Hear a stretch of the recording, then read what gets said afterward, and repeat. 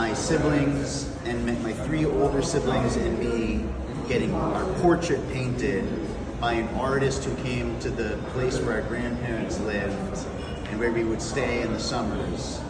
And she must have come for like 2 or 3 weeks to try and capture this huge portrait that my mom still has in her house. And I can still remember getting painted, and I can still remember the poem from 13 years ago. Can you hear me, Sam? So it's called An Artist's View, and I wrote the poem to the artist. In late afternoons, when the sun would calm down and the distant ocean breeze only lingered, we would listen for the crunch of pebbles along the path beneath your Chevy's tires approaching our clearing from the buggy timber. And my mom would then hurry to brush dried salt and sand off my summer skin before dressing me in the same stale slacks and same stiff shirt while my dad helped prepare my brother and sisters.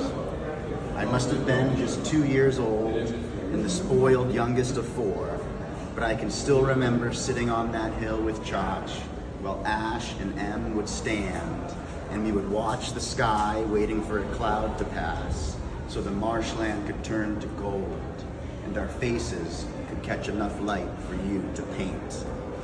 But each day you came, we must have posed a little differently when we weren't eating cookies or rolling in the overgrown grass or whining of boredom or laughing at it all. And surely you could never set your easel in the same spot twice. So when I think of what your portrait should have looked like in the end, I see my favorite landscape filled with 4 restless blurs.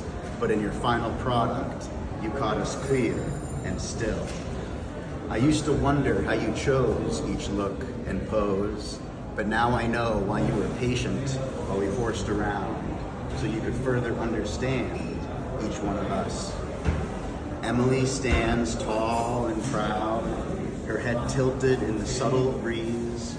She holds wild flowers in her palm that match her summer dress, and with her lovely smile, she looks right at you.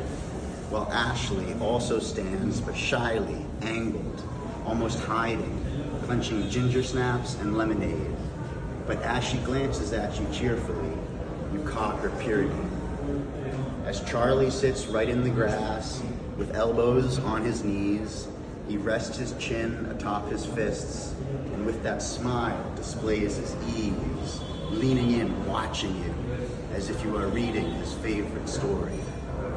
You have me sitting on my hip, leaning on my hand between Ash and Josh, as my blonde hair turns white against August sun. But unlike the others, I don't look at you, but down and to your right, with a stout and sturdy stare out of hazel eyes into a place that still today I sometimes go, but have never known what or where it is or how you could discover it when I was only 2. So now I ask of you, with all your skill, to paint that place you saw me go.